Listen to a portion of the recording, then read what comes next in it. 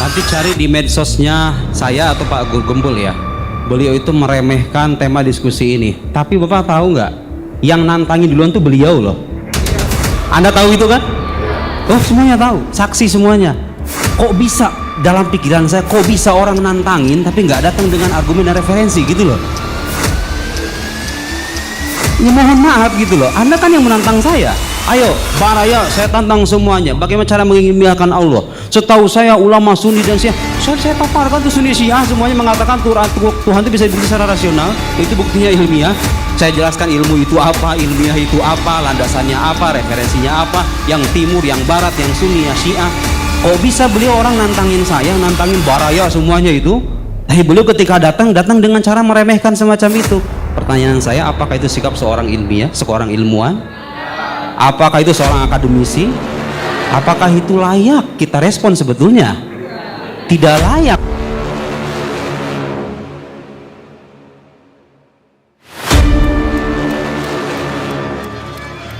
Terus saya sangat kecewa pada kesempatan kali ini.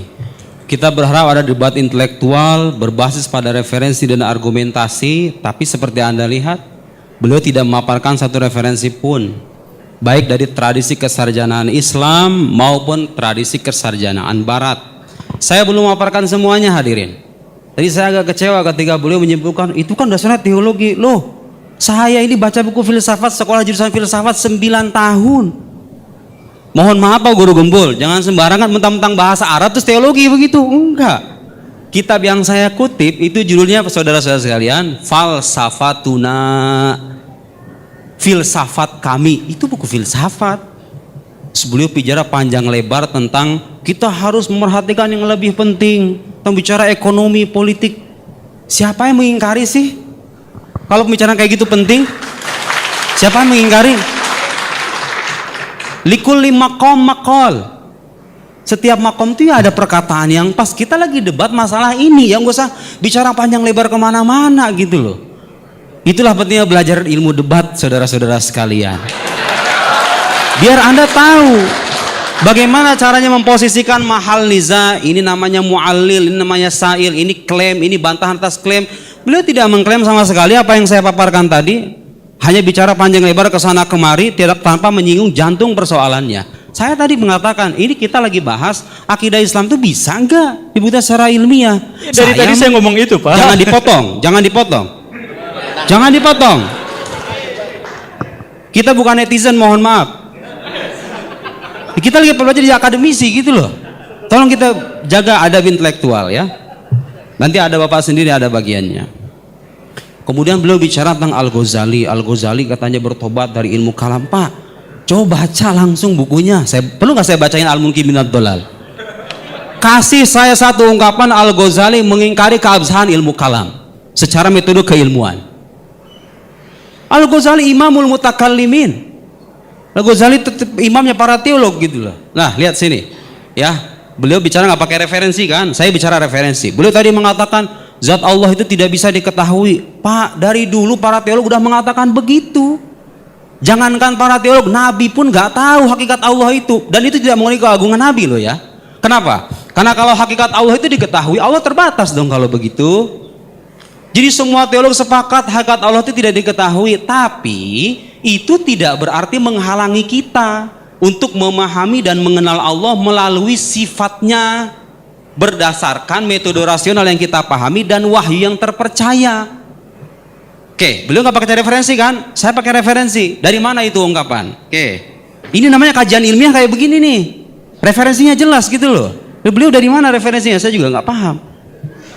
Oke, lihat nih Al-Amidi mengatakan. Jadi zat Allah itu memang iya hakikatnya nggak bisa diketahui. Nggak usah panjang lebar mengatakan begitu.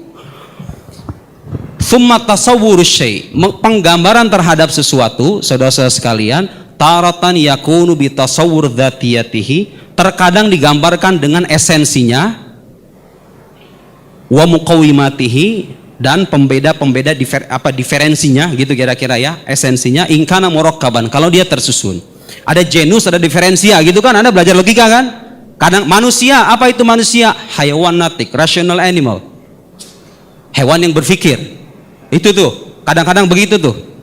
Wa taratan bitasawwur khawasihi wa lawazimihi. Terkadang penggambaran sesuatu itu digambarkan dengan kekhasannya, sifat-sifat khasnya, wa lawazimihi, dan konsekuensi-konsekuensinya. Wasawaun kana murakkaban aw basitan. Lakin dzat wajibul wujud, tetapi Allah Subhanahu wa taala wajibul wujud basito, dia tidak tersusun. Karena itu enggak ada genusnya, enggak ada diferensianya. Ghairu murakkabah kama yati. Fatasawwuruha la yakun bitariqil awal bal bitsani. Jadi mengetahui Allah itu tidak dengan esensinya, tapi dengan cara mengetahui kekhasan sifatnya, konsekuensinya. Coba, kalau Allah itu menciptakan alam semesta ini, masa dia nggak berkuasa sih? Dia berkuasa dong. Ini rasio kita mengatakan begitu loh. Dan agama datang dengan teks yang mengatakan Allah Maha Kuasa. Itu mengenal Allah dengan sifatnya, bukan dengan zatnya. Nggak ada teolog itu sepanjang zaman mengatakan kita ingin menyampaikan hakikat Allah. Enggak. Kita ingin menyampaikan awal wajib alal insan, kewajiban pertama bagi manusia itu mengenal Allah. Kalau beliau kebalikannya, Allah nggak bisa diketahui, ngomong panjang lebar ke sana kemari. Lo teolog di mana-mana ngomongnya begitu. Kewajiban pertama itu mengenal Allah. Pak, betul kemajuan saintifik itu penting, tapi kita kan akan mati loh. Kita ketemu Tuhan loh. Anda kalau nggak percaya Tuhan sejak di dunia, amal Anda bisa sia-sia loh. Jangan abaikan juga pentingnya akidah itu. Anda harus punya pemahaman yang benar tentang Tuhan itu. Makanya kita berdebat nih, Tuhan tuh ada apa enggak gitu loh. Kalau dia ada, bukti ilmiahnya apa? Itu pertanyaan rasional. Bagaimana Anda meyakinkan orang atas bahwa Tuhan ada kalau Anda tidak bisa membuktikan, tidak punya metode ilmiah yang bisa diuji bersama-sama? Bisa diuji loh bersama-sama, metode rasional itu. Dan beliau tidak memaparkan kritik sama sekali gitu ya. Nah, sekarang saya ingin ungkapan Al-Ghazali yang beliau katakan, katanya bertobat dari ilmu kalam. Al-Ghazali itu bukan bertobat dari ilmu kalam, Pak. Beliau dalam pengalaman spiritualnya sampai pada kesimpulan bahwa keimanan para sufi itu level keimanan tertinggi gitu loh. Nggak menafikan bahwa para teologi itu punya manhaj yang sahih. Nanti saya bacakan mungkin kalau saya punya waktu. Dibaca referensi aslinya gitu loh, jangan buku terjemahan. Langsung Pak, saya bacakan referensi aslinya nih. Mungkin minad dolal ya. Summa ini ibtada'tu bi ilmil kalam fahassaltuhu wa aqaltuhu wa tala'tu kutubal mutahaqqiqina minhum wa sannaftu fihi. Dia mengarang Al-Ghazali. Ma aradtu an usannifa fa sadaqtuhu ilman wafiyan bi maqsudihi. Ayo, artinya apa itu Bang Gumbul? Tidak hafal. Iya, makanya jangan bicara akidah kalau belum baca referensinya. Gitu dong, ilmiahnya begitu dong. Di mana-mana kajian ilmiah itu harus baca dulu baru menghukumi. Bukan ngomong dulu data belakangan, kebalik.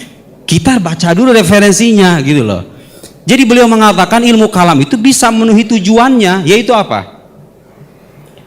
Hifdz aqidati ahli sunnah, menjaga akidah ahli sunnah. Dan memang itu tujuan kita kok. Kita tidak sedang mengajak Anda untuk memahami hakikat Tuhan. Kita mengajak Anda untuk mengenal Tuhan berdasarkan ala hasab qadr taqwa basyari, ala hasab taqwa basyariyah, berdasarkan kemampuan manusia dan referensi-referensi yang bertanggung jawab kesahihannya. Beliau tadi juga, saya menyayangkan ini. Coba yang teliti gitu, ketika presentator menyampaikan contoh itu diteliti contohnya seperti apa. Saya itu memberikan contoh Pak Gumbul tadi punya istri 4 itu. Jadi gini loh, dalam akidah itu ada sesuatu yang tidak ada secara indrawi, ada sesuatu yang mustahil ada secara akal gitu loh.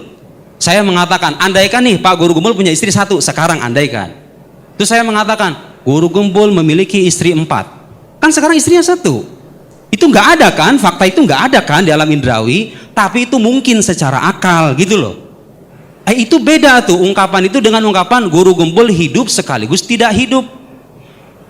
Yang satu saya katakan ini tidak ada secara indrawi tapi mungkin secara akli, secara akal. Yang satu lagi yang mengatakan Guru Gumbul hidup tidak hidup, itu mustahil secara rasional. Gitu loh. Contoh saya itu boleh memsimplifikasi gitu kan. Nah, maksud saya mencontohkan itu apa? Metode indrawi itu tidak akan bisa memastikan kemustahilan 2 proposisi itu. Tidak akan bisa membedakan 2 macam proposisi semacam itu.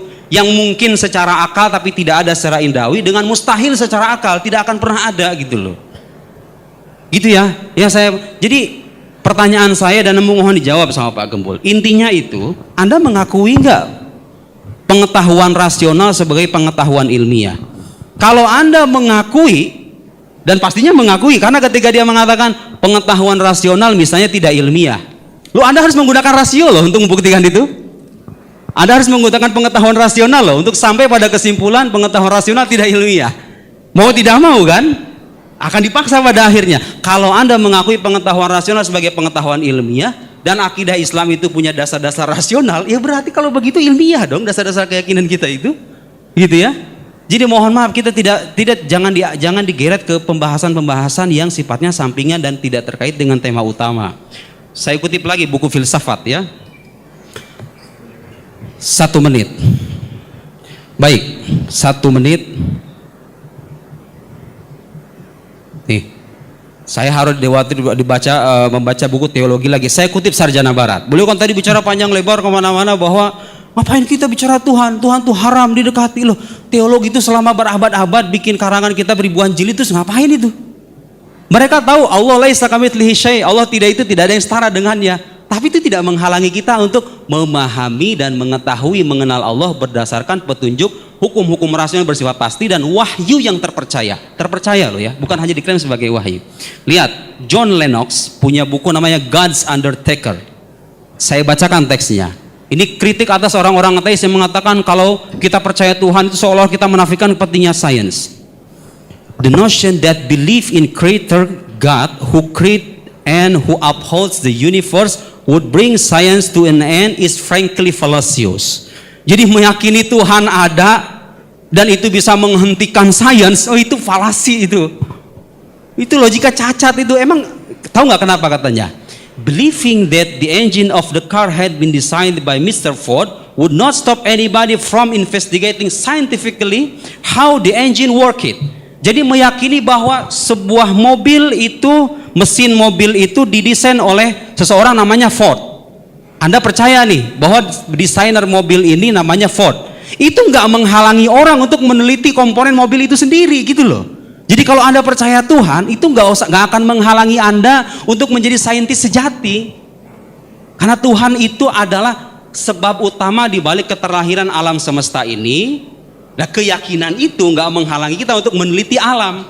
Jadi kalau Anda percaya mobil Toyota dibuat oleh si fulan, apakah itu artinya Anda berhenti jadi seorang bengkel, jadi seorang tukang bengkel?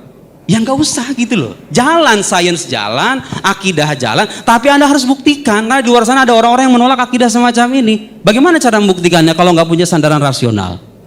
Mereka nggak percaya Quran, nggak percaya hadis. Satu-satunya jalan untuk membuktikan dan meyakinkan mereka secara rasional itu adalah hukum akal. Nah, sayangnya beliau tadi bukti itu Anda mengatakan Tuhan itu nggak bisa diindrawi, hanya bisa dengan rasional. Buktikan sekarang keberadaan saya secara rasional. Yo, Anda gak usah dibuktikan secara rasional. Indra saya sudah memastikan keberadaan Anda. Itu namanya qiyas ma'al farik gitu loh. Allah mau wajibul wujud ghairu mahsus. Allah itu zat yang wajibul wujud yang tidak terindra. Beliau terindra. Sudah? Oh, bisa disamakan. Ya, Oke. Sekian. Baik, terima kasih. Tepuk tangan. Oke, selanjutnya Pak Guru Gembul, silahkan merespon 10 menit. Tolong acungkan tangan, ada orang nggak yang di sini sadar bahwa di antara sekian banyak perdebatan, sebenarnya kita tuh memperdebatkan hanya pada masalah konsep, padahal ujungnya sepakat. Tolong acungkan tangan, siapa yang sadar itu? Sadar bahwa sebenarnya pada dasar-dasarnya kita tuh sepakat. Yang membedakannya itu adalah kita membawakan dengan gaya yang berbeda. Beliau dengan referensi yang sangat banyak, saya mah siapa tuh, cuman YouTuber. Tapi sebenarnya misalkan seperti ini ya, beliau berulang-ulang mengatakan sesuatu yang tidak pernah saya katakan. Beliau mengatakan berulang-ulang bahwa saya memahami ilmiah itu hanya secara empirisme saja, tidak secara rasional. Ya tidak, saya memahami yang dimaksud dengan ilmiah itu adalah diawali dengan konfirmasi atas indrawi terhadap sebuah pengetahuan. Nah, kemudian nanti diuji secara empiris dan seterusnya dan seterusnya. Tapi bahkan itu pun tidak mungkin bisa menjangkau kebenaran yang hakiki. Pada bagian itu sepakat ya? Sepakat? Bahwa ilmiah itu tidak mungkin bisa menjangkau sesuatu yang hakiki, disepakati ya? Oke, disepakati. Nah, karena Allah itu adalah sesuatu yang hakiki, maka bahkan dengan pengujian empirisme dan pengujian rasional sehingga kita sebut sebagai sesuatu yang ilmiah, itu tidak mungkin bisa menjangkau Allah Subhanahu wa taala. Sepakat gak? Bahwa ilmu manusia dan jangkauan manusia, metodologi ilmu manusia itu tidak mungkin bisa menjangkau zat Allah Subhanahu wa taala. Sepakat ya? Oh, tidak. Gimana? Apa? Zat Allah bisa dijangkau secara rasional. Iya, sifatnya.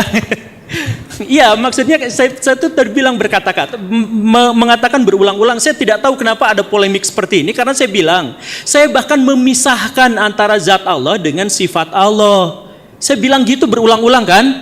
Ya makanya sok, ada nggak yang bertentangan dengan klaim saya bahwa satu yang dimaksud dengan ilmiah itu adalah awal mulanya dibuktikan secara indrawi, kemudian disetujui dengan empirisme. Tapi bahkan setelah itu pun maka Allah tidak akan terjangkau, zat Allah ya, zat Allah tidak akan terjangkau oleh pengetahuan dan metodologi manusia. Setuju nggak itu? Setuju ya? Setuju kan? Oke, 2 poin. Kemudian yang ketiganya itu adalah bahwa Allah itu menghendaki agar kita hanya fokus kajian-kajian itu pada sesuatu yang berhubungan dengan sifat-sifat Allah, ciptaan-ciptaan Allah, tanda-tanda Allah, tanpa mengusik zat Allah Subhanahu wa taala. Bahwa kita fokusnya pada ilmu pengetahuan yang harus dikembangkan. Tetapi tentang zat Allah Subhanahu wa taala, kita percaya apa adanya, sami'na wa ata'na. Setuju nggak itu? Apa? Jumping conclusion. Oke, apa? Ini yang kejadian tadi dibahas guru adalah, sedangkan yang sedang dibahas oleh Nurdin adalah akidah. Akidah itu tidak membahas mengenai zat. Ya, oke. Terima kasih. Jadi gini, yang saya maksudkan tentang akidah itu adalah terkait dengan Allah Subhanahu wa taala dan perbuatan-perbuatannya. Jadi kita luruskan yang dimaksud dengan akidah versi saya. Itu adalah tentang Allah, tentang zat Allah dan tentang perbuatan-perbuatannya. Versi saya. Iya.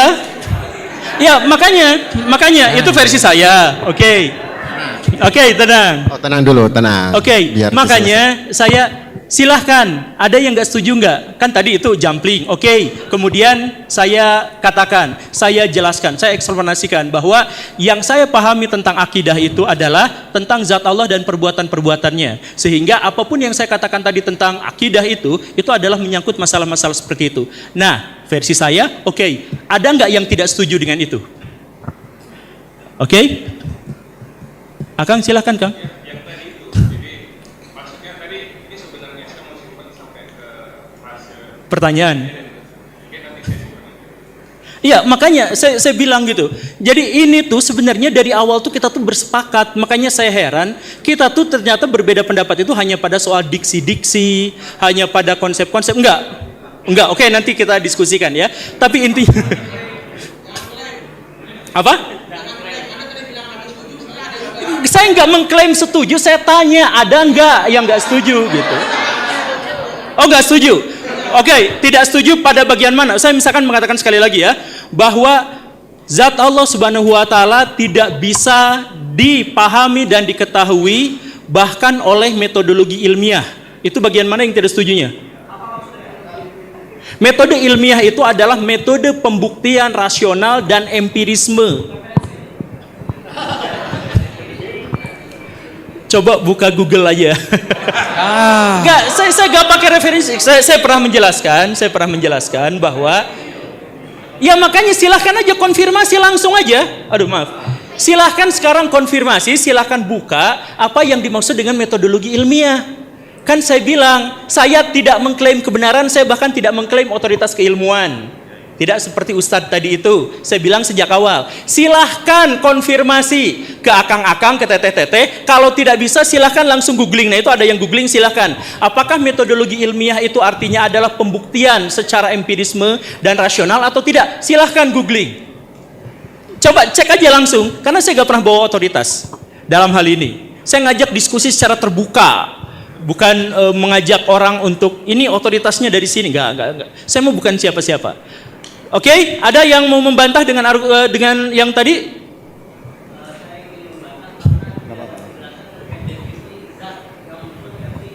Ya memang tidak terdefinisikan.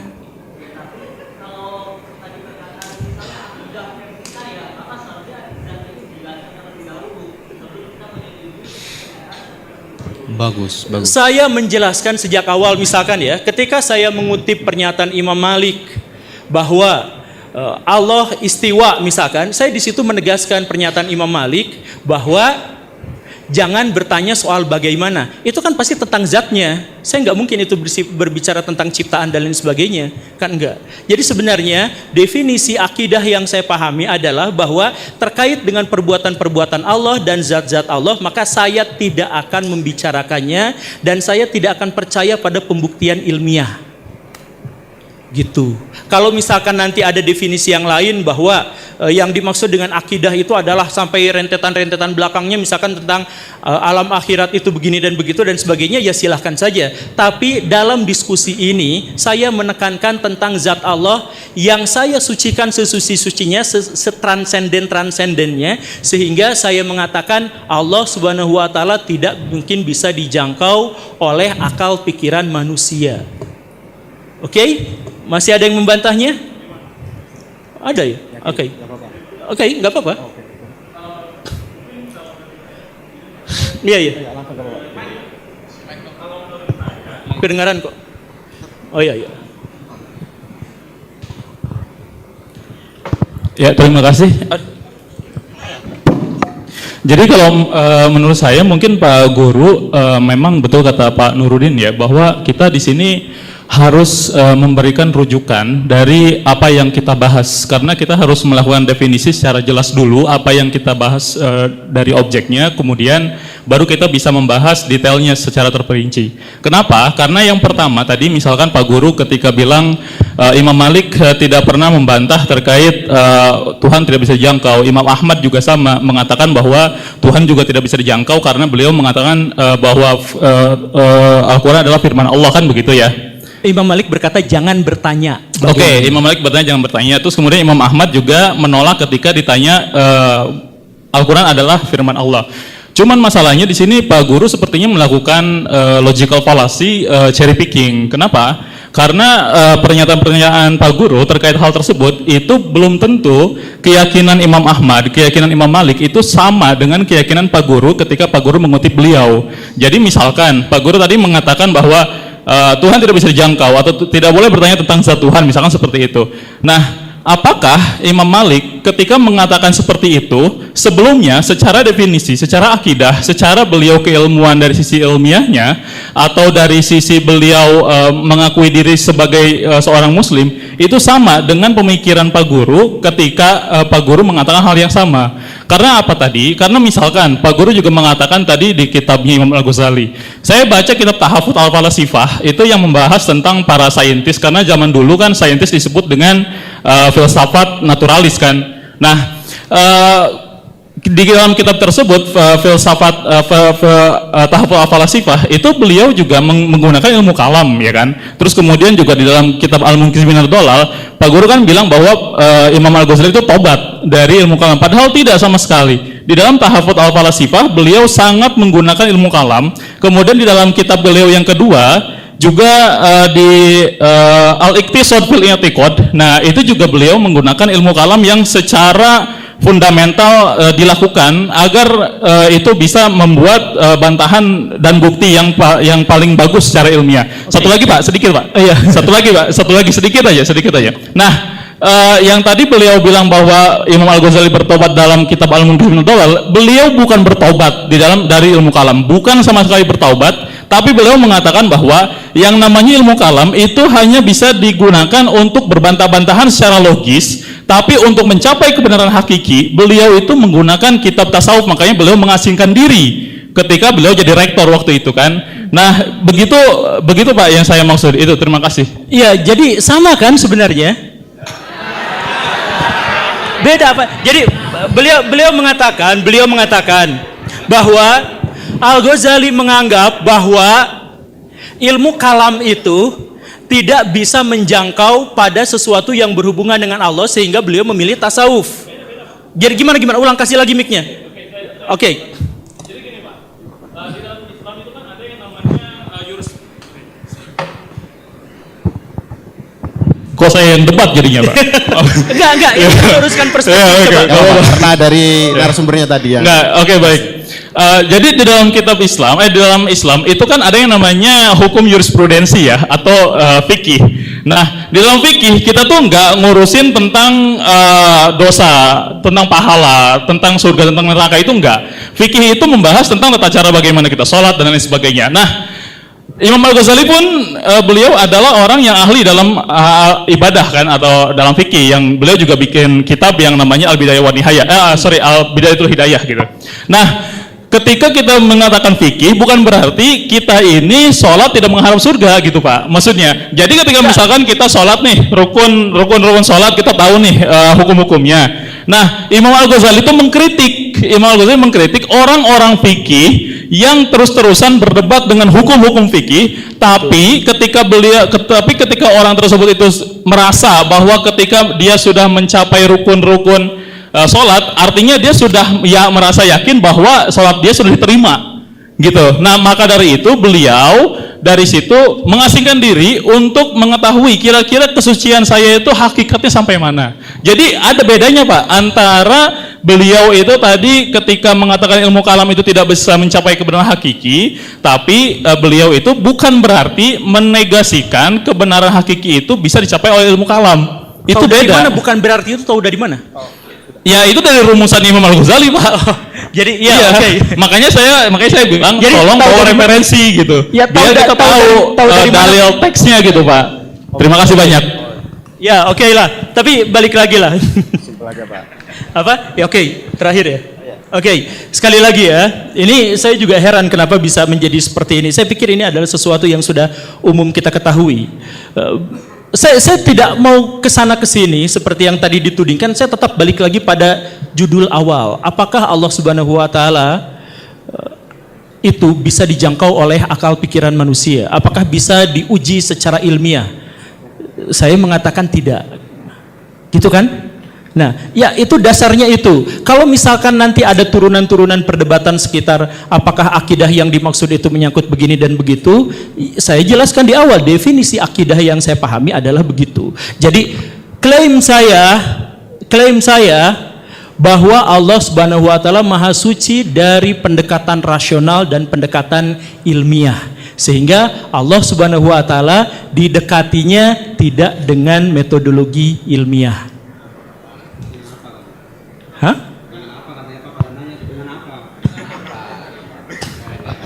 Oke. Atau gini, kelihatannya sudah cukup panjang. Kita masuk ke sesi tanya Saya jawab. boleh jawab ya? Oh enggak, ini kan tadi karena sudah akan terkumpul juga kan pertanyaan tadi kan. Oke, baik Pak Guru aman, clear, Mas. Panas sekali semua di sini. Baik, kita akan melanjutkan ke sesi tanya jawab yang melibatkan kepada peserta. Untuk termin pertama, kelihatannya saya menduga maksimal 2 termin atau mungkin 1 termin saja. Oke, aduh. Oh, tadi yang kanan sudah. Bapak yang tadi yang ada nyimpen pertanyaan, kemudian Mas yang di tengah, Ibu, ada dari Ibu? Oh ya, Ibu yang di belakang. Baik, saya kasih.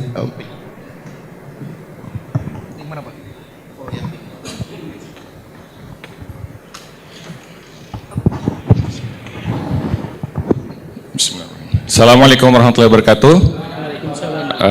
Yang saya hormati Guru Gembul, yang saya hormati Ustadz Nuruddin, pada kesempatan pagi hari ini senang sekali bisa hadir di dialektika yang luar biasa pada pagi hari ini. Untuk saya setuju kalau bagian dasar secara mendasar di premis awal itu sama sebenarnya, cuma ada perbedaan sudut pandang. Tapi saya ada momen tek gitu ketika memang di awal betul bahwa sepakat masalah zat Allah Subhanahu wa taala. Saya rasa Ustadz Muhammad Nuruddin juga sama sepakat bahwa kita tidak boleh mendekati zat Allah Subhanahu wa taala. Itu poin pertama. Tapi kemudian di pertengahan ketika menjelaskan, makanya kemudian saya jelaskan kenapa saya bilang jumping. Ketika zat Allah Subhanahu wa taala itu dideskripsikan, salah satunya adalah takdir. Saya kaget gitu. Loh, apakah takdir bagian dari zat Allah? Betul kalau misalnya kita bahas masalah zat Allah Subhanahu wa taala, oke lah.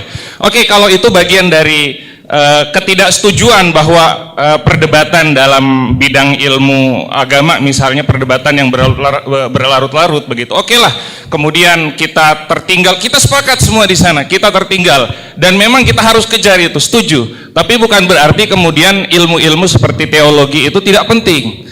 Kenapa? Kalau tadi dicontohkan masalah takdir, ini saya berikan sebuah contoh yang real terjadi. Ya, sebagai dai begitu ya, sering ada yang konsultasi dengan kami. Banyak orang-orang yang sebenarnya punya potensi-potensi bagus, tapi kadang-kadang ketika menghadapi masalah-masalah itu tidak bisa selesai dalam dirinya sendiri. Bagaimana dia bisa berkontribusi kalau dia masih ada masalah dalam dirinya sendiri? Nah, salah satu masalah dalam diri seseorang itu masalah takdir gitu.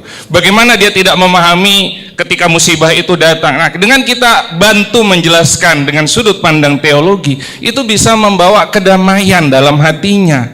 Paling tidak bisa membantu untuk mempersiapkan dia memikirkan hal yang lebih besar begitu. Nah, jadi kalau kemudian tadi dicontohkan bahwa salah satunya masalah ngapain bahas takdir begitu, salah kalau menurut saya pribadi. Karena itu merupakan salah satu hal yang penting, bagaimana kita bisa membangun peradaban kalau kita tidak selesai dengan diri kita sendiri begitu. Tapi memang saya setuju kalau kemudian itu dijadikan sebagai bahan perdebatan yang berlarut, lantas kemudian kita habiskan waktu di sana, kemudian kita melupakan hal-hal yang lain, itu yang membuat kita tertinggal. Itu saya setuju, seperti itu. Itu kenapa saya bilang jumping tadi. Terima kasih. Assalamualaikum warahmatullahi wabarakatuh. Oh, Waalaikumsalam warahmatullahi wabarakatuh. Kelihatannya kalau dikumpulin dulu 3 sekalian. Langsung aja satu-satu ya. Yakin? Kelihatannya lebih biar 3 sekalian, mungkin bisa 2 termin gitu kan. Oke, selanjutnya Mas itu. Oh, poinnya. Oke. Ditulis ya. Cek. Bismillahirrahmanirrahim. Sebelumnya terima kasih banyak dan respect yang sebesar-besarnya untuk Ustadz Nuruddin dan Pak Guru Gembul dan tim penyelenggara yang telah membuka diskusi yang sangat hebat ini. Mudah-mudahan kedatangan kita semua di sini diberkahi oleh Allah ya. Nah, dari pemaparan Pak Guru tadi ada satu hal yang saya highlight. Sebenarnya banyak, tapi satu aja ya, gitu. Jadi kan tadi Pak Guru Gembul sempat menjelaskan bahwasanya tingkat tertinggi dari pengetahuan itu adalah subjektivitas, kayak gitu. Sedangkan ilmiah yang didorong oleh objektivitas itu ya tingkat pertengahan lah, kayak gitu. Nah, jadi di sini saya sempat merenungi gitu betapa sia-sianya saya belajar 6 tahun SD, SMP, SMA gitu. Kemudian kita kuliah 4 sampai 5 tahun, kemudian S2 gitu. Kita merasa sia-sia gitu. Selama ini kita belajar itu untuk apa? Kayak gitu. Nah, karena Pak Guru itu tadi kan tidak membawakan referensi ya, saya anggap ini pernyataan Pak Guru aja ya. Apalagi kan tadi Pak Guru mengatakan akidah versi saya, kelas king gitu kan. Nah, jadi ketika Pak Guru punya statement tingkat tertinggi pengetahuan adalah subjektivitas. Nah, pernyataan Pak Guru ini itu subjektif atau tidak? Kayak gitu. Oke. Sudah? Saya kebelet pengen jawab.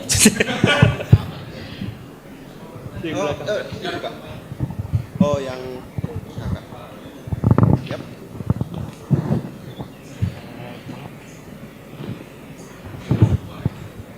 Iya, buat saya semua. Ustadz Nuruddinnya nganggur. Terima kasih atas kesempatannya. Saya Nikmah dari Bogor. Pertanyaan saya, nggak langsung pertanyaan sebenarnya. Kalau saya lihat ini ayat yang pertama turun di kita sebagai muslim itu kan Iqra ya. Nah, saya melihat di sini tuh mungkin ya karena kita semua, saya terutama dan kita selama ini mengabaikan itu, maka kayaknya karena kurang Iqra, jadi kayak banyak sekali hal yang belum kita pahami gitu. Nah, tapi yang pertama saya cek itu Pak Guru Gembul tuh bilang diskusi kita itu tentang zat Allah apakah bisa diilmiahkan, padahal di belakang itu ada tulisan sangat jelas gitu ya. Yang kita diskusikan adalah bisakah kesohihan akidah Islam itu dibuktikan secara ilmiah. Jadi yang di sini itu akidah Islam, kesohihannya gitu, bukan Allah sebagai zatnya gitu. Jadi sebenarnya karena lingkupnya udah POV-nya, point of view-nya beda, jadi kayaknya kayak jomplang gitu tadi kalau saya lihat gitu. Nah kemudian karena Iqra gitu, bolak-balik ada pembicaraan tentang Imam Al-Ghazali gitu kan. Saya sempat membaca kitab Kimyaus Sa'adah. Beliau Imam Al-Ghazali mengatakan bahwa kita sebagai Muslim itu sebenarnya bisa bahagia yang hakiki kalau syaratnya cuma satu, sebenarnya hanya mengikuti jalannya para nabi. Nah nabi itu kan kita lihat Nabi Ibrahim aja secara akliyah itu kan seharusnya kalau iman doang gitu ya, maksudnya udah sami'na wa ta'na, ya udah iman pada Allah, ya udah nggak usah dibuktiin. Tapi kan Nabi Ibrahim itu sendiri disuruh Allah untuk ikhtiar membuktikan mencacah burung gitu ya, burung dicacah, terus usaha lari ke sudut kanan, sudut kiri, kemudian burung itu dihidupkan lagi. Bukankah mudah bagi Allah untuk membuat burung yang di depan mata Nabi Ibrahim kemudian dimunculkan hidup gitu, serpihan-serpihan tanpa dipisah kayak gitu. Itu kan dalam tanda kutip kita aja sama bapak kita Nabi Ibrahim itu diajarin untuk usaha secara ilmiah gitu. Nah ilmiah, terus Pak Guru Gembul juga mengatakan bolak-balik saya tulis berkali-kali di sini, ilmiah nggak benar gitu. Padahal Rasul sendiri mengajarkan kita untuk belajar. Bahkan Rasul pun ketika nggak tahu obat itu merefer sahabat untuk berobat ke tabib gitu, yang keilmuannya ada gitu. Nah kemudian juga tentang ini ya, tentang Islam yang tadi dibahas, bahwa agama ini tuh tidak hanya tentang Islam gitu, yang mana kalau Islam itu kan nanti ada syariat, ada fikih. Nah kayaknya tadi muter-muter di fikih, padahal kalau saya lihat selain Islam, pondasi agama kita Islam, iman, dan ihsan. Nah kalau di sini saya lihat koridornya itu di iman itu kan nanti ilmunya tentang akidah, ujung-ujungnya usuluddin. To the point tadi saya tidak tangkap tentang kayak bergesernya tema, atau maksud saya to the point permasalahannya itu. Jadi sebenarnya gini, karena ini ingin membuktikan secara ilmiah, saya ingin Pak Guru Gembul mengatakan bahwa ilmiah itu penting gitu. Maksudnya kita itu juga di momen ini itu terbuka gitu, openness. Kita sebagai umat Islam itu nggak muter-muter cuma yang tadi yang Pak Guru Gembul Allah itu tidak bisa diilmiahkan atau bagaimana, itu bukan pembahasan ini. Kita kan membahasnya tentang kesahihan akidah Islam, sehingga umat Islam itu nggak cuma pinter agama aja, tapi juga secara umum gitu. Maksudnya dibetulin secara akliyah gitu. Cukup? Ya cukup. Baik. Nangkep poinnya tadi? Saya nggak nangkep, tapi jadi gini ya. Saya ingin tegaskan yang bagian akhir itu karena itulah bagian yang bisa saya ingat. Saya pernah menjelaskan dan menekankan berkali-kali bahwa saya itu sebenarnya punya masalah di ingatan, memori jangka pendek. Jadi ketika hal-hal yang seperti ini saya tidak bisa mengajukan. Tapi kalau misalkan saya bikin video itu minimal 10 referensi itu saya cantumkan. Tapi tidak pernah disebutkan juga karena saya punya masalah di ingatan. Jadi pikun sejak kecil gitu. Masalah di situ. Tapi itu bukan pembelaan diri. Saya pengen menekankan yang tadi itu pernyataan saya bahwa Pak Guru Gembul seakan-akan merendahkan ilmiah karena ilmiah itu nggak penting. Saya katakan ilmiah itu nggak penting itu adalah terkait dengan zat Allah. Jadi terkait dengan Nabi Ibrahim yang tadi itu, Nabi Ibrahim itu dapat pengetahuan tentang Allah itu dari mana? Dari wahyu.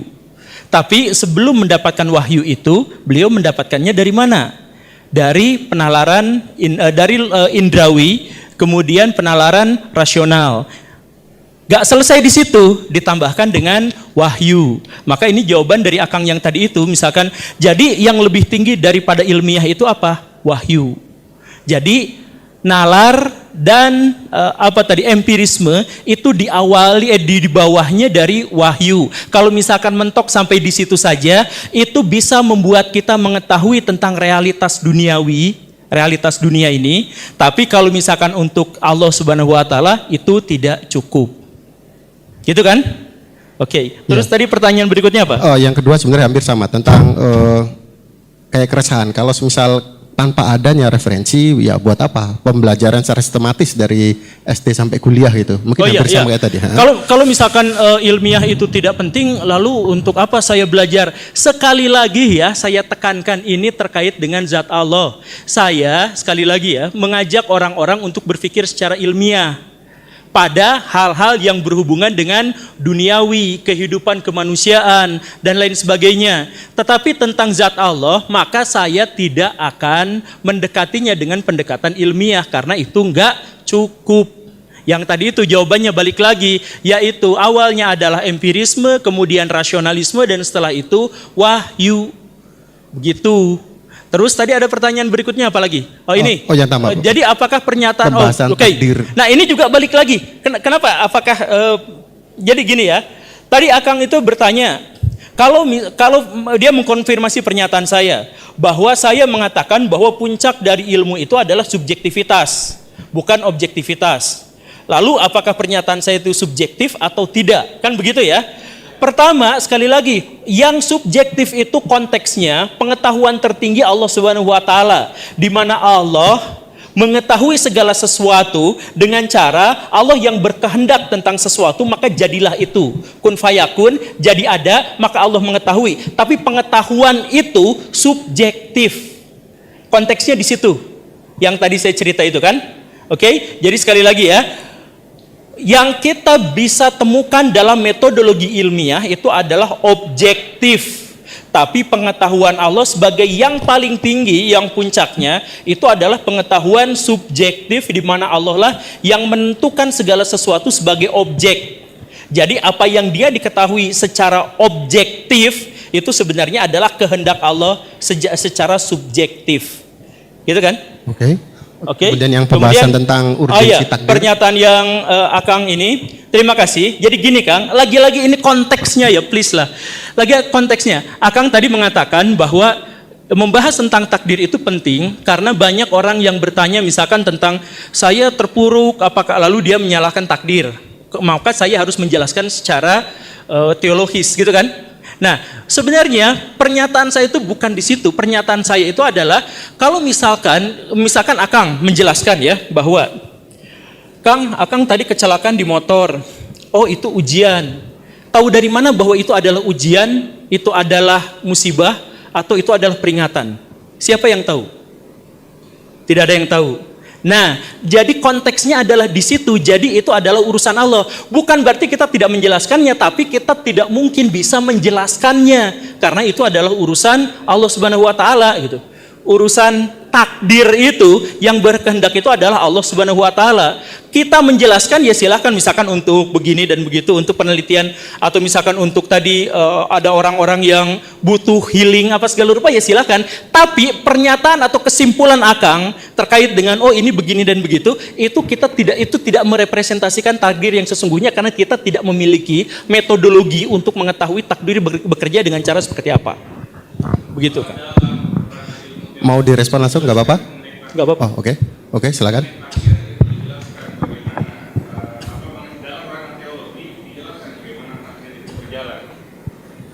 Ya itu kan memunculkan mazhab-mazhab kan, mazhab-mazhab teologi kan. Asy'ariyah berkata takdir begini, Mu'tazilah berkata takdir seperti itu, begitu kan? Baik, setidaknya itu membantu kita untuk menjelaskan, itu poin pertama. Kemudian yang selanjutnya, permasalahannya adalah sebelumnya Pak Guru Gembul itu kemudian menyatakan mengenai fenomena di mana umat Islam itu tertinggal. Oke lah, tapi kemudian kita melakukan simplifikasi karena kita membahas masalah takdir dan sebagainya, itu saya tidak setuju.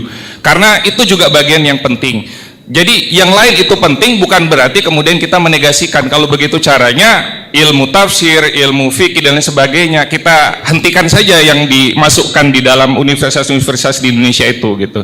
Karena mau tidak mau ketika dimasukkan ke dalam situ diakui secara epistemologis, diakui secara ontologis dan seterusnya. Itu artinya memang mau tidak mau itu metode yang memang sudah ada dan memang yang berjalan seperti itu. Iya, Kang, baik. Baik. Sekarang sudah, saya ya. ajukan lagi Terakhir. misalkan ya pernyataan. Oke, saya ajukan lagi misalkan tadi Akang mengatakan bahwa Mu'tazilah memberikan penjelasan seperti ini, Asy'ariyah menjelaskan pernyataan seperti itu tentang takdir. Begitu kan? Saya tidak menyatakan begitu, tapi saya nyatakan ada dalam ilmu pembahasan itu dalam ilmu teologis. Iya, dalam ilmu teologis itu kan menghasilkan cabang-cabang teologi dalam Islam. Cabang teologi dalam Islam diantaranya adalah Asy'ariyah, Maturidiyah dan sebagainya, gitu kan? Iya, betul ya? Betul kan? Oke. Nah, karena itu, maka penjelasan tentang takdir adalah teori-teori dari Mu'tazilah, dari Asy'ariyah dan lain sebagainya. Betul kan? Betul. Nah, maka pernyataan-pernyataan mereka itu apakah bisa dikonfirmasi bahwa itu memang kehendak Allah atau tidak? Tidak bisa dikonfirmasi. Ya, itu maksud saya tuh di situ. Oke, Oh ya. tapi Oke, mohon maaf, kelihatannya karena khawatirnya tidak di apa ya, kelihatannya. Oke. Oke, saya kira cukup untuk Bapak. Saya kira tadi sudah ditanggapi Guru Gembul dan kekhawatiran memang melebar tanggapannya. Tadi berawal dari perihal tentang takdir yang penting menjadi melebar. Oke, selanjutnya kita buka terpin kedua dan saya khususkan untuk merespon juga ke Pak Nuruddin gitu kan, dengan Guru Gembul terus. Oke, dari sana kanan bawah, kemudian yang tengah, oh ya, Mas, kelihatan itu dulu. Yang kiri, yang dari perempuan tidak ada? Oke, nggak ada dari perempuan. Oke, Masnya berarti. Silahkan yang dari kanan bawah. Oh itu sedang diberikan. Utamain untuk yang narasumber Ustadz Nuruddin. Terima kasih. Saya Darul Qutni dari alumni S2 IAID Al-Karimiyah. Saya ingin bertanya tentang kaitan antara tadi yang ayat yang disampaikan oleh Ustadz Nuruddin. Fa'lam annahu la ilaha illallah, dan kaitannya dengan wa madhannu yugni 'anil haq syai'an. Dugaan itu tidak cukup untuk hakikat sama sekali, ayat Quran. Antara perintah untuk mengetahui dan kemudian ayat tentang zon, dugaan itu tidak sama sekali cukup untuk mengukur hakikat. Kemudian dikaitkan juga dengan pernyataan bahwa dalam Mabadi Awaliyah lah, kitab yang dasar ya, yang mendefinisikan ilmu sebagai sifatun yang kasyifu bihal matlub inkisyafan taman. Ilmu itu adalah sifat yang menyingkap segala sesuatu dengan sempurna. Kalau dalam tradisi sufisme mungkin mukasyafah. Apakah mukasyafah ini termasuk juga kalau kita mengacu kepada itu ya ilmiah juga berarti. Kalau kita kaitkan dengan epistemologi Islam berarti kan intuisi gitu ya, mungkin lebih ke irfani seperti itu. Jadi kemudian kaitannya lagi dengan ayat la yudrikuhul absar wa huwa yudrikul absar. Allah itu zat yang dapat menangkap segala pandangan tetapi tidak dapat dijangkau oleh pandangan. Demikian kira-kira mohon penjelasan tentang penafsiran ayat-ayat tersebut sebagai dasar akidah Islam yaitu Al-Quran. Terima kasih. Assalamualaikum warahmatullahi wabarakatuh. Waalaikumsalam warahmatullahi wabarakatuh. Saya jawab Mas ya. Satu-satu aja. Takut keburu lupa. Kayak kan tanya Pak Gembul juga satu-satu. Iya kan? Tanya jawab. Oh dikumpulkan. Ya.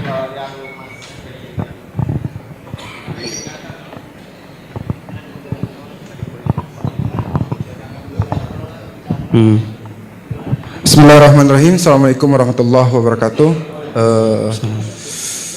Pertama, terima kasih kepada Keira yang kemudian menyelenggarakan kegiatan ini, luar biasa. Kemudian terima kasih kepada Ustadz Nuruddin yang sangat serius menanggapin Guru Gembul. Kalau menurut saya tidak usah ditanggapin banget. Saya adalah penggemarnya Guru Gembul. Karena secara fisik kami sama, PSI juga sudah sama, gitu. Pemikiran juga banyak yang sama. Kalau saya lihat di YouTube, tapi hari ini saya mendengar Guru Gembul nih, saya jadi bodoh banget. Belajar mantik saya di pesantren itu hilang semua. Jadi saya harus bilang apa sama Guru Gembul saya tidak tahu. Tapi Guru Gembul saya terima kasih banyak. YouTube antum itu membuat saya lebih pintar. Tapi jujur, hari ini saya merasa bodoh banget. Ya, gugur semua yang saya pelajari di pesantren. Ya, yang saya belajar tentang ilmu logika, ilmu mantik itu gugur semua.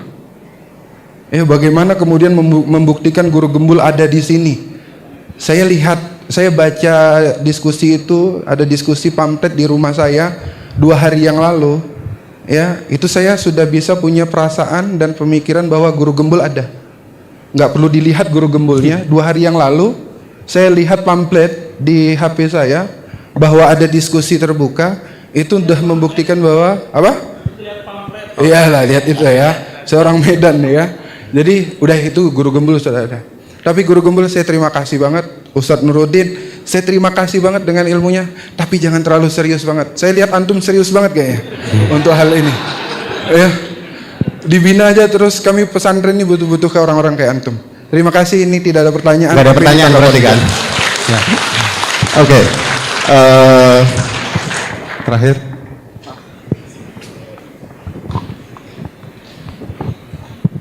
Bismillah. Perkenalkan, saya Bibi dari Bekasi, Ustadz. Saya hormati Guru Gembul dan Ustadz Nuruddin dan panitia semuanya. Yang ingin saya tanyakan dan ingin saya masih ada sedikit kebingungan gitu. Dari diskusi ini kan ada perbedaan antara Ustadz Nuruddin dan Guru Gembul. Dari segi metodologi tadi, pandangan terhadap bagaimana akidah bisa dijangkau dengan ilmiah atau tidak. Yang ingin saya tanyakan kepada Ustadz Nuruddin, apakah perbedaan pandangan ini memiliki konsekuensi?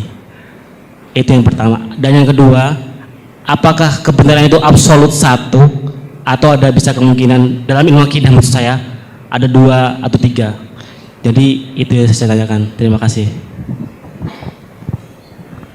Baik, berarti kedua pertanyaan diarahin kepada Pak Nuruddin ya? Jawab ya. Oke, pertanyaan aman berarti? Oke, saya jawab. Baik, silakan. Bismillahirrahmanirrahim. Bapak Ibu sekalian, dari awal saya presentasi sampai akhir, Bapak nggak dengar nggak saya ngomong zat Allah? Ada nggak kata zat yang saya ucapkan di sini? Tidak ada sama sekali. Saya juga heran kenapa digeret-geret kita ngebahas zat Allah gitu loh. Yang kita bahas itu the existence of God, wujudullah, bukan the essence of God, bukan esensi Tuhan. Esensi Tuhan gak usah dibahas, kita nggak bakal tahu. Sekali lagi itu tidak menafikan kita untuk mendekati dan memahami Allah itu dalam kapasitas kita sebagai manusia berdasarkan hukum-hukum rasional yang bersifat pasti seperti kausalitas tadi.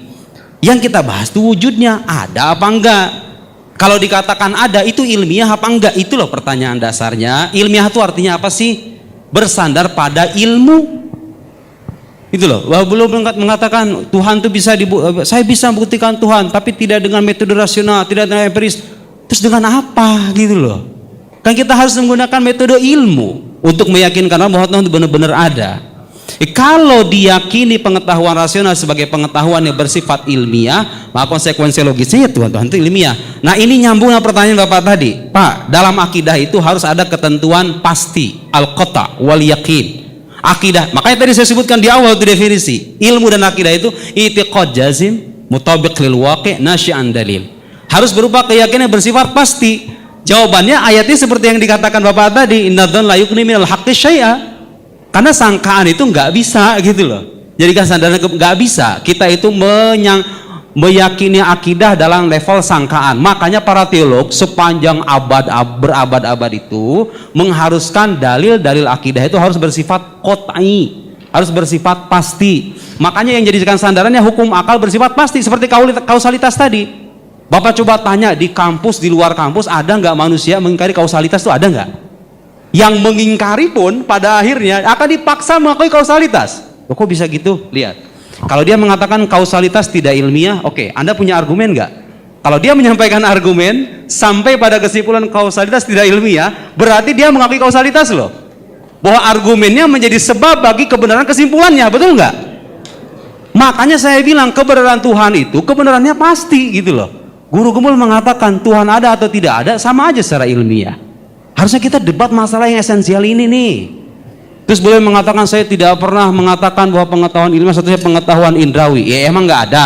Tapi kan saya menyimpulkannya begitu. Waktu debat, waktu podcast sama Ustadz Felix Show itu, Ustadz Felix mengatakan keberadaan Tuhan bisa dibuktikan secara rasional. Mengatakan begitu kan? Memang benar, bisa secara rasional. Tapi boleh mengatakan apa? Rasional itu, tapi rasional tidak memenuhi kriteria ilmiah. Rasional itu tidak memenuhi kaidah ilmiah. Itu pernyataan beliau loh. Nah makanya saya tanya, ketika beliau mengatakan rasional tidak ilmiah itu, Waktu ngomong begitu itu pakai rasio apa enggak gitu loh. Ya iya kan? Pada akhirnya, Pak, jangan dipotong Pak. Saya tidak motong pembicaraan Anda loh. Saya tidak motong pembicaraan Anda loh. Dia bicara panjang lebar, saya nggak potong sama sekali loh. Maaf ya, kita bukan netizen. Itu Pak, itu ayat itu saling menguatkan. Kemudian mana tadi? Oke. Guru mengatakan bahwa pengetahuan itu berawal dari pengetahuan indrawi. Bapak mempelajari nggak argumen kosmologis itu? Tahu nggak argumen kosmologis itu awalnya di pengetahuan indrawi loh. Bahwa alam itu ada dari ketiadaan. Itu sains membuktikan itu. Tahu nggak? Kalau kita baca buku teologi, tahu nggak apa buktinya alam itu ada dari ketiadaan? Karena tidak lepas dari gerak dan diam. Gerak itu bisa kelihatan loh, Pak. Diam juga sama. Karena dia itu gerak dan diam, tidak lepas dari gerak dan gerak dan diam itu senantiasa mengalami ada dan ketiadaan, makanya disimpulkan alam itu ada dari ketiadaan. Itu pengetahuan indrawi, tapi nggak cukup dengan itu doang. Di sains itu sebetulnya bisa dijadikan salah satu premis. Ya, saya nggak mengatakan sains membuktikan keberadaan Tuhan, tapi kesimpulan saintifik bisa dijadikan salah satu premis untuk membuktikan keberadaan Tuhan. Tapi lanjutannya, setelah kita membuktikan alam ada ketiadaan, so what? Filsafat bicara di situ, hukum kausalitas. Setiap sesuatu yang ada dari ketiadaan ada yang mengadakan. Gak ada yang bisa mengingkari itu. Makanya Ar-Razi mengatakan, lihat nih, saya baca referensi ini. Ar-Razi dalam Al-Muhassal mengatakan, kaunu syai' mu'athiran fi ghairihi mutasawwarun tasawwuran badihiyan. Kenyataan sesuatu memberikan dampak bagi sesuatu yang lain, itu sebuah aksioma gitu. Enggak usah dipertanyain lagi. Setiap sesuatu yang ada di ketiadaan, ya pasti ada yang mengadakan, ada sebab yang memberikan efek sama dia. Nah, karena itu kita simpulkan alam itu ada yang mengadakan. Itu logika itu nggak akan pernah sama dengan logika yang mengatakan Tuhan tidak ada. Terus gimana alam bisa ada gitu loh? Masa mengadakan dirinya sendiri? Sementara beliau mengatakan Tuhan ada dan tidak itu sama aja secara ilmiah. Oh enggak, itu beda jelas. Sebutin sama saya buku ateis yang buktikan Tuhan tidak ada. Saya bisa baktikan sekarang ke bapak-bapak ibu sekalian buku-buku yang membahas tentang bukti keberadaan Tuhan. Tadi saya tampilkan tuh disertasi Al-Adil Al-Aqliyah Bainal Falasi Bainal Mutakalimin wa Falasi. Karena Syekh Said Fauda, teolog asal Yordania, 500 halaman. Ya, Sami Amiri dari orang Salafi, ya, tapi seorang intelek. 700 halaman bicara tentang, tahu nggak judul bukunya apa? Barohin wujudillah, bukti-bukti keberadaan Allah. Bukan zat Allah, wujud Allah. Ada bukti-buktinya berdasarkan pengamatan rasional. Di baliknya memang ada pengetahuan empirik, tapi kita nggak bisa mengandalkan pengetahuan empirik semata. Banyak sekali karya-karya intelektual yang bahas tentang kebuktian. Coba saya, Anda mau bicara Richard Dawkins, The God Delusion itu, tuh tadi udah saya tampilin buku yang mengkritik itu habis. Seorang dokter juga, seorang filsuf juga, Ayman Al-Bisri, ya, dan kitab-kitab yang lain. Baik. Kemudian ada pertanyaan, apakah ada konsekuensi bila misal salah menafsirkan, kemudian yang kedua, apakah ada kebenaran absolut? Ya, apakah ada kebenaran absolut? Ya ada loh. Anda mengatakan, bagi yang mengatakan tidak ada kebenaran absolut pun, dia akan terpaksa mengabsolutkan pandangannya. Kalau Anda mengatakan tidak ada kebenaran absolut, itu absolut apa enggak? Kalau Anda mengatakan tidak, ya ngapain Anda mengkritik orang-orang yang mengatakan kebenaran ada kebenaran absolut? Ya pasti dia akan meyakini bahwa itu kebenaran absolut gitu loh. Naif sekali itu orang-orang yang mengatakan tidak ada kebenaran absolut itu. Anda mengabsolutkan pandangan Anda loh. Tadi kausalitas itu, coba, ayo. Saya juga pengen mengajak kita diskusi secara akal sehat ya. Tapi ada referensi juga gitu loh. Jangan cuma main akal-akalan doang. Ya iya dong, harusnya referensi. Anda sekolah S2, S3 itu di mana-mana kalau ujian disertasi, tesis, referensinya mana? Gitu loh. Itu ilmiah namanya. Ya kalau bicara hanya asumsi, persepsi, kemudian berhayal ke Google ke sana kemana, mohon maaf. Itu namanya bukan kajian ilmiah, itu namanya asbun. Ya, mohon maaf gitu loh, harus kita katakan begitu. Oke, kemudian lanjutannya tadi pertanyaan apa? Ada kesulitan nggak sih kalau misal? Oh tadi apa namanya? Apakah ada kebenaran absolut? Ya udah terjawab ya, karena absolut.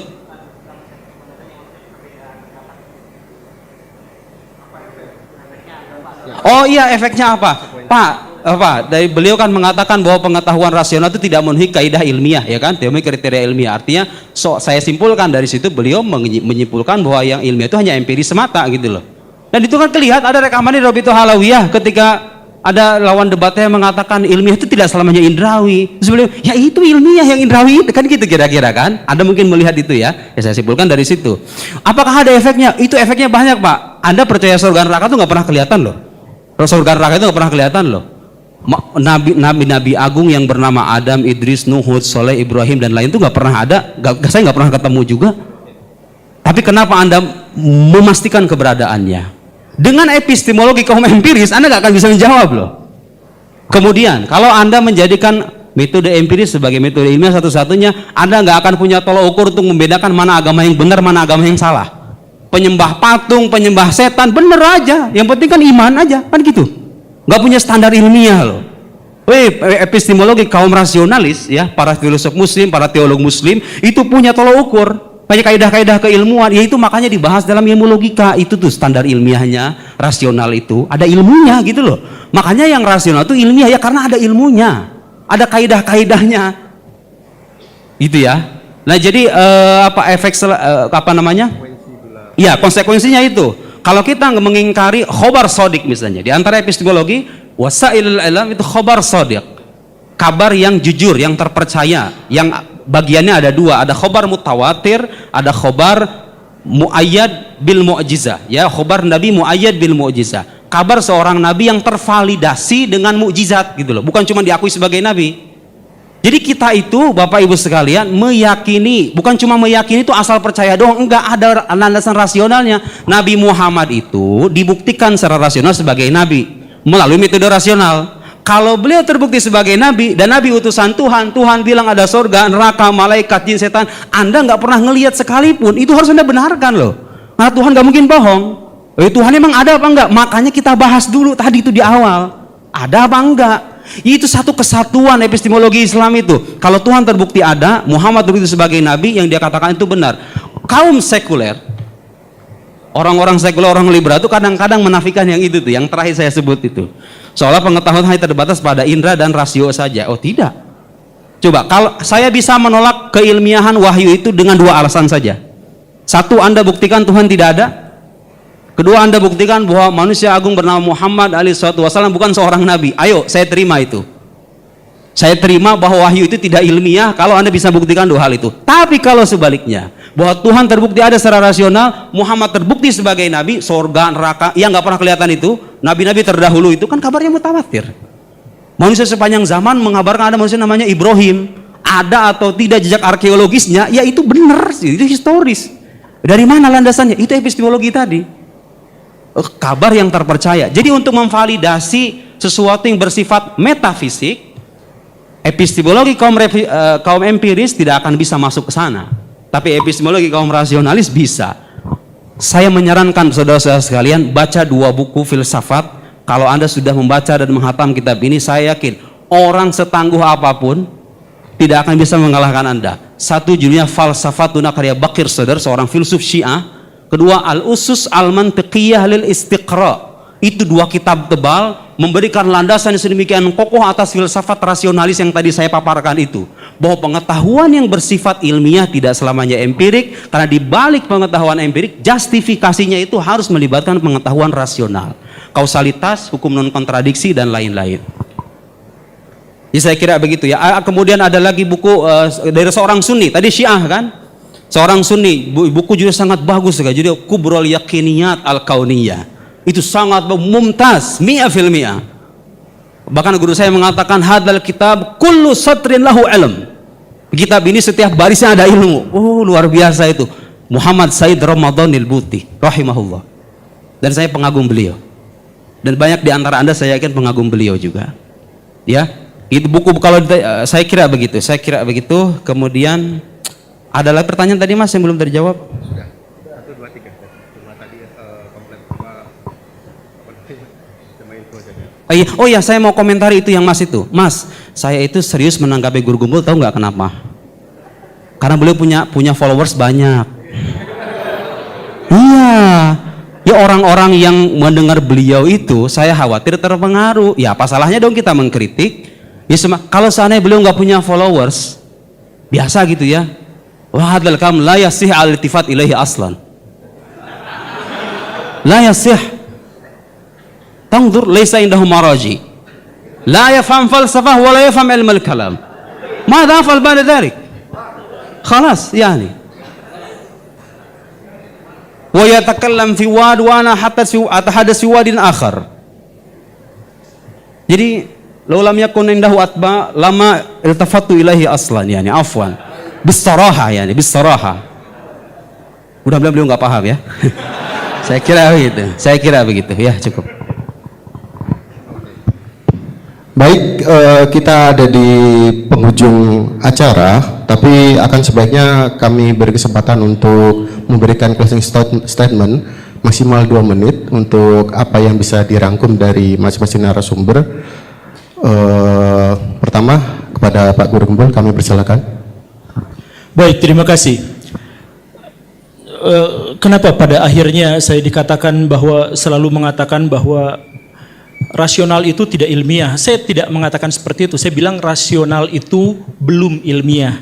Karena untuk menjadi ilmiah, maka dia harus menggunakan studi empirisme dan rasionalisme secara bersamaan, baru itu nanti disebutnya sebagai ilmiah. Kan gitu ya. Karena apa? Karena seperti yang saya jelaskan tadi di awal, bahkan ada pertanyaan yang belum juga terjawab sebenarnya, kita sulit sekali untuk bisa mencapai sesuatu yang rasional tanpa indrawi kita. Jadi harus ada rasionalnya dan harus ada indrawinya untuk bisa memahami secara ilmiah. Tetapi terkait dengan zat Allah dan hal yang semacam itu, maka itu harus didekatkan dengan wahyu ilahi. Sesederhananya sebenarnya seperti itu. Makanya saya bilang di awal itu bahwa saya benar-benar terkejut ketika misalkan acaranya berbentuk seperti ini dan Ustadz Nuruddin begitu berapi-api untuk ini, karena saya tidak berpikir untuk sama sekali membicarakan masalah-masalah seperti ini, karena saya tidak berbicara tentang masalah-masalah teologis, atau maksudnya bukan membicarakan masalah-masalah teologis, saya tidak terbiasa untuk membicarakan masalah-masalah Tuhan. Jadi saya biasa untuk menghentikan diskusi itu pada urusan-urusan yang urusan ketuhanan. Saya akan berhenti di situ. Saya akan berbicara pada hal-hal yang selain itu. Nah, jadi kalau misalkan tadi ada begitu banyak pertanyaan tentang saya dan kemudian ada yang meragukan tentang saya dan sebagainya, oke, saya terima itu. Tapi satu hal yang ingin saya tekankan adalah bahwa saya ingin sekuat-kuatnya mensucikan Allah Subhanahu wa taala dari berbagai upaya penalaran manusia yang sangat terbatas dan sangat tidak absolut itu untuk bisa memahamkan pada sesuatu yang sangat absolut.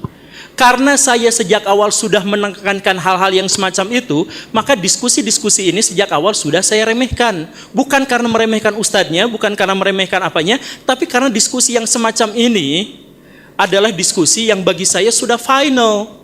Dan tadi saya juga menekankan dan saya tadi mengkonfirmasi apakah kita sepakat dalam hal ini, apakah kita sepakat dalam hal ini. Pada akhirnya kita tidak sepakat pada hal-hal yang detail, pada masalah-masalah diksi, pada masalah kata-kata. Tapi bahwa masalah menjangkau Allah Subhanahu wa taala itu adalah dengan misalkan ya, dengan pendekatan wahyu dan sebagainya, dan kita tidak cukup hanya selesai dengan pembuktian indrawi saja atau pembuktian rasional saja, kan kita sudah sepakati bersama atas hal itu. Jadi saya selalu menekankan pada kita semua, ayo kita misalkan berpikir hal-hal yang sangat rasional, hal-hal yang sangat empiris, hal-hal yang sangat ilmiah, tapi itu semua terkait pada hal-hal yang bersifat duniawi. Dan pada hal-hal yang bersifat akhirat atau misalkan Allah Subhanahu wa taala, saya berhenti pada iman saja. Saya pikir pernyataan itu tuh terlalu mudah dipahami, saya pikirnya. Jadi saya nggak usah berpikir tentang begini dan begitu. Saya yakin pernyataan saya itu adalah pernyataan yang mudah untuk dipahami bersama. Makanya ada dialog yang seperti ini dengan yang sebesar ini, saya benar-benar sejak awal saya katakan benar-benar heran. Sekali lagi, kalau misalkan saya mengatakan bahwa pembuktian rasional saja itu tidak mungkin mendekatkan diri kepada Allah Subhanahu wa taala, dan pendekatan empiris saja tidak bisa juga seperti itu, karena pendekatan ilmiah tidak bisa. Bahkan ketika mereka digabungkan keduanya pun mereka tidak bisa mendekati Allah Subhanahu wa taala. Begitu kan? Terima kasih. Tepuk tangan dulu Guru Gembul. Selanjutnya pada Pak Nuruddin, 3 menit kami persilakan.